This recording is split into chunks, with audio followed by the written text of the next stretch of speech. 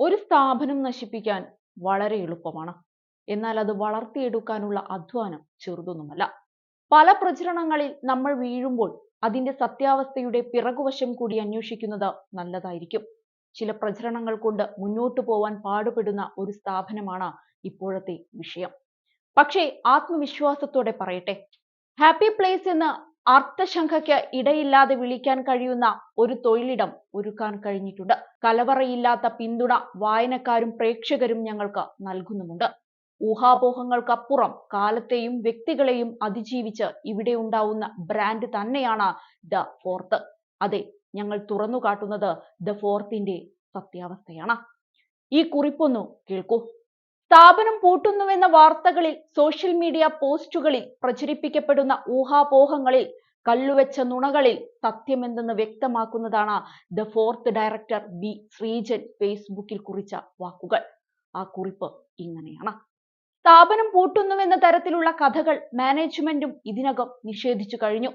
സത്യത്തിൽ ദ ഫോർത്തിൽ എന്താണ് സംഭവിച്ചത്? ഇപ്പോൾ നടക്കുന്ന വിവാദങ്ങളിൽ എത്രത്തോളം കഴമ്പുണ്ട്? എവിടെ നിന്നാണ് ഇത്തരമൊരു വിവാദവും വാർത്തയും സൃഷ്ടിക്കപ്പെട്ടത്? അതുകൊണ്ട് തന്നെ ആദ്യം പരിശോധിക്കേണ്ടത് വാർത്താ തലക്കെട്ടുകളാണ്. കേന്ദ്രം ലൈസൻസ് നൽകിയില്ല, ശമ്പളം കൊടുക്കാൻ പണമില്ല, അടച്ചുപൂട്ടൽ പ്രഖ്യാപിച്ച് ദി ഫോർത്ത്. 200 മാധ്യമ പ്രവർത്തകരെ പിരിച്ചുവിടും. ഇതാണ് ഒരു തലക്കെട്ട്. ദ ഫോർത്ത് ചാനൽ അടച്ചുപൂട്ടലിലേക്ക്, കേന്ദ്രം ലൈസൻസ് നൽകിയില്ല, മാധ്യമ പ്രവർത്തകർ കൂട്ടത്തോടെ കൂടുമാറുന്നു. ഇത് മറ്റൊരു തലക്കെട്ട്. ഒരു വാർത്തയെ ആശ്രയിച്ചാണ് അതിന്റെ തലക്കെട്ട് രൂപപ്പെടുത്തുന്നത്. അങ്ങനെ പരിശോധിച്ചാൽ 200 മാധ്യമ പ്രവർത്തകരെ പിരിച്ചുവിടും എന്ന തലക്കെട്ടിന് ഉപോത്ഫലകമായി ചൂണ്ടിക്കാണിക്കാനുള്ള വസ്തുത, രേഖ, സൗണ്ട് ബൈറ്റ് ഈ വാർത്താ എഴുത്തുകാരുടെ പക്കലുണ്ടോ? ഉണ്ടെങ്കിൽ അതിൽ വാർത്തയുണ്ട്. അങ്ങനെയല്ല എങ്കിൽ അത് ഒന്നാം തരം നുണയാണ്. അതായത് ദ ഫോർത്തിന്റെ ഔദ്യോഗിക വക്താക്കൾ ഒരിടത്തും പറയാത്ത ഒരു കാര്യത്തെ വാർത്താരൂപത്തിൽ പടച്ചുവിടുന്നത് ചില ലക്ഷ്യങ്ങൾ മുൻനിർത്തിയാണെന്ന് പകൽ പോലെ വ്യക്തമാവുകയാണ്. ശമ്പളം കൊടുക്കാൻ പണമില്ല, അടച്ചുപൂട്ടൽ പ്രഖ്യാപിച്ച് ദ ഫോർത്ത്. ഇതാണ് തലക്കെട്ടിലെ മറ്റൊരു വാചകം. ആരാണ് ഈ വിവരം നിങ്ങളോട് പറഞ്ഞത്? ഒരു സ്ഥാപനത്തിൽ സാമ്പത്തിക ഞെരുക്കം ഉണ്ടാകുന്നത് സ്വാഭാവികമാണ്. അതുണ്ടായിട്ടുണ്ട് എന്ന കാര്യത്തിൽ ഒരു സംശയവുമില്ല. പക്ഷേ തൊഴിലാളികളുടെ ശമ്പളം മുടങ്ങാതിരിക്കാൻ എല്ലാത്തരം നടപടികളും സ്വീകരിച്ചു തന്നെയാണ് ദ ഫോർത്ത് മുന്നോട്ട് പോകുന്നത്. ജൂൺ മാസത്തെ ശമ്പളത്തിലും കുടിശ്ശികയില്ല. ഘട്ടം ഘട്ടമായി ശമ്പളം കൊടുത്തു എന്നത് മാത്രമാണ് ഇക്കാര്യത്തിലുണ്ടായ വീഴ്ച. പക്ഷേ ഇത് മുൻനിർത്തി ഒരു മാധ്യമ സ്ഥാപനം അടച്ചുപൂട്ടുന്നു എന്ന് വാർത്ത കൊടുക്കാൻ കഴിയുന്നത് എങ്ങനെയാണ്? കേരളം പോലെ നല്ല തൊഴിൽ അന്തരീക്ഷവും തൊഴിലാളികൾക്ക് നിയമപരിരക്ഷയും ലഭിക്കുന്ന ഒരു സംസ്ഥാനത്ത് ഫോർത്തിനെന്നല്ല ഏതെങ്കിലും ഒരു സ്ഥാപനത്തിന് ഒരു സുപ്രഭാതത്തിൽ താഴിട്ട് പൂട്ടാൻ കഴിയുമോ? മലയാളി സമൂഹത്തെയാകെ മണ്ടന്മാരാക്കുന്ന ഉത്തരേന്ത്യൻ മോഡൽ പ്രൊപ്പഗണ്ട വാർത്ത നിർമ്മാണമാണ്. പച്ചയായ അജണ്ട സെറ്റിംഗ് ആണ് ഇപ്പോൾ നടന്നുകൊണ്ടിരിക്കുന്നത്. ശരിയായ ചിന്തയിലൂന്നി ഒരാവർത്തി കൂടി വായിച്ചാൽ ദ ഫോർത്തിനെതിരെ നടക്കുന്നത് ബോധപൂർവമായ വ്യാജ വാർത്താ പ്രചരണമാണെന്ന് വ്യക്തമാകും. കേന്ദ്രം ലൈസൻസ് നൽകിയില്ല എന്ന തലക്കെട്ടിലെ വാചകത്തിന് 2 വർഷത്തിലേറെ പഴക്കമുണ്ട്.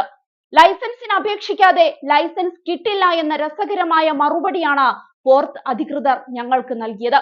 കാരണം അവർക്ക് പ്രവർത്തിക്കാൻ ആവശ്യമായ ലൈസൻസ് അവരുടെ കൈവശം ഭദ്രമായുണ്ട്. ഇക്കാര്യം ജീവനക്കാരുടെ മീറ്റിംഗിലടക്കം വ്യക്തമാക്കിയിട്ടുള്ളതുമാണ്.